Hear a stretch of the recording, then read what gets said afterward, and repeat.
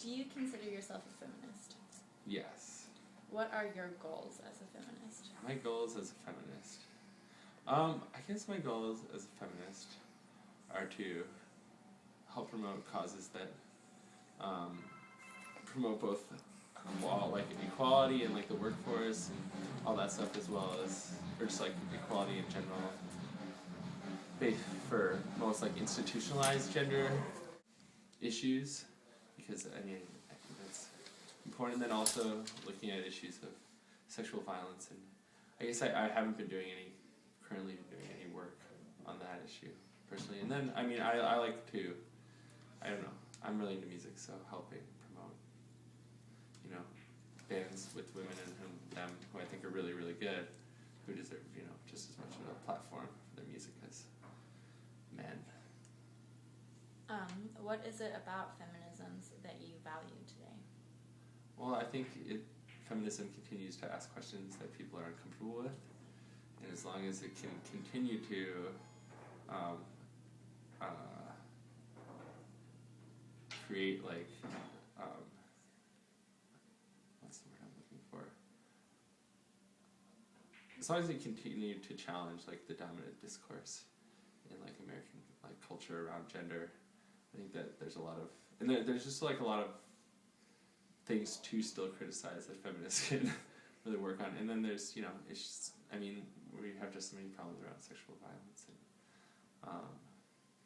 and still issues in the workforce around equal pay and equal treatment that still need to be resolved, that didn't get resolved in the 70s.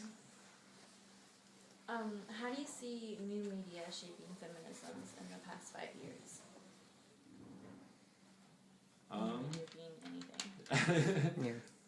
I mean, I really don't know that much about how, like, about how new media has been affecting it. I mean, it's been nice to, I guess, be able to hear voices from, like, feminists across the country and the world in a way that I couldn't because of the internet. So there's, like, a lot of, like, I can't remember what's the blog, like, Feminista.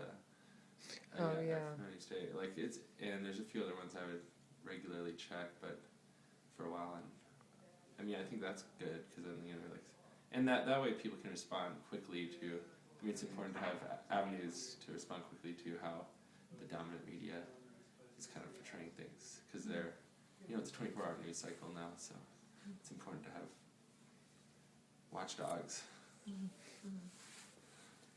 Susan Douglas posits 2 female archetypes in media, the economically successful and the hyper-feminine. Do you see these dichotomies playing out in real life?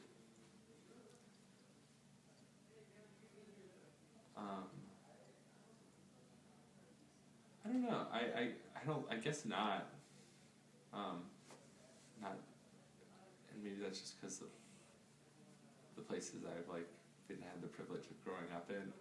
It doesn't seem like that's kind of been that dichotomy. Like, I think for a lot of the young women I know, is like not as, doesn't seem like to be as big a like personal issue in their lives. I mean, I think it still exists for some people, but like I think it's both men and women are more comfortable with the idea of like women being very successful and also being pretty. I think that's more like coming into vogue as well, or like that's like an image that I think I see as like coming about as like the super successful, super pretty woman, which is, you know, fine. You know, I think it presents its own problems, but I don't know. I guess I don't see that dichotomy as existing as much as it might have in the 90s. Have you ever watched shows on MTV, such as The Real World or Jersey Shore? I have in the past watched those shows. Okay, so what were your reactions to shows on MTV and your motivations for watching the shows? When I watched, I guess I watched probably the most of any of the shows on MTV. The Real World was probably my pick. I don't know. Yeah, I don't know. I watched it because I guess I originally liked the concept of strangers all living together. And I also like seeing people do really like stupid things publicly. politically. I thought that was really funny. I guess I got tired of it after a while because it's like, I don't know. It makes me feel gross after a while. I can only watch like a few episodes at a time. Yeah. But yeah, I don't know. I guess my reality show poison was dating shows. I used to watch dating shows all the time, and I don't know. Yeah, I mean, in the gender dynamics in those shows were always like super weird because they'd always try to put people in like people in competition by gender. You know, like so. You know. Do you think that your own feminist sensibilities were affected by those kind of shows?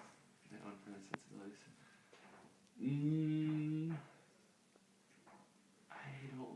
I don't know. I guess I'd hesitate to say no. I don't think so. I don't know. I've never really thought about. I guess I feel like I should have been. I'd be a better subject if I was a bigger fan of like the Jersey Shore. I know a lot of people who were. Yeah. I guess that was the biggest effect of my life. Actually, like and most of my friends who love the Jersey Shore were all women. Kind of interesting. Actually, me too. Yeah. Yeah. It was like Dana and Dee.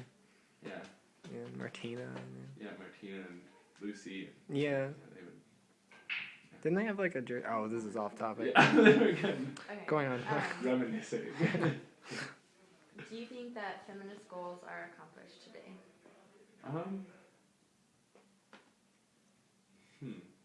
I don't think. I think a lot of the. I mean, there's certain feminist goals that have kind of stayed constant. That I think are like. There has been ground being made. I don't think there's been as much radical change in gender roles as in the 1960s and 70s. I think there's a much more dramatic shift. But I think culturally, America's changed a lot. So it's not. I don't think that dichotomy between man and woman, which was was in some ways like. I mean, it still exists in a lot of ways, but it didn't I think it's become a lot more gray since then. And I mean, that was kind of like as much as terrible as like a powerful tool, I think, for the movement, which is to be able to like make a clear distinction between like how women are being like kind of oppressed and how like men are doing most of the oppression. Like now there's a lot more. I don't know. It's a lot more vague when you have like people like Sarah Palin coming out and like. Becoming this huge cultural icon, who most feminists would be, or like I think a lot of people who call themselves feminists are like kind of like disgusted by her. Funny that you say that because she's coming up. Yep. What do you think about prominent political figures like Sarah Palin and Hillary Clinton? Do you think that they are adding or detracting from feminist goals? You know, I think Sarah Palin's politics runs. I feel like it would run in opposition to a lot of like classic feminist goals. I mean, on on abortion, like getting abortion passed. I don't know what her I really don't know about what her other policies that would like directly affect women. I guess like she's anti-big government or not, so I think like she would probably be up for cutting a lot of social services that go to help. Women and children, or more prominently go to help women and children. So yeah, I think she's probably running counter to a lot of feminist goals. I think Hillary Clinton has. I mean, I think she's kind of comes from maybe. I don't know. Yeah, I feel like she's more so embodied like a whatever. What's it called? I can't remember. My feminism. Oh, like a liberal feminist standpoint. I feel like she's not super radical, but I think that's like it'd be for the position that she's tried to make for herself. It's not, I don't think she would be where she is. She wouldn't be where she is if she was like much more like like a much more radical standpoint. But I think it really you just have to like focus on the individuals for the politicians, because I don't know how they've each voted. I know Sarah Palin has. All I've heard are negative things. For the most part, seeing negative things. So yeah.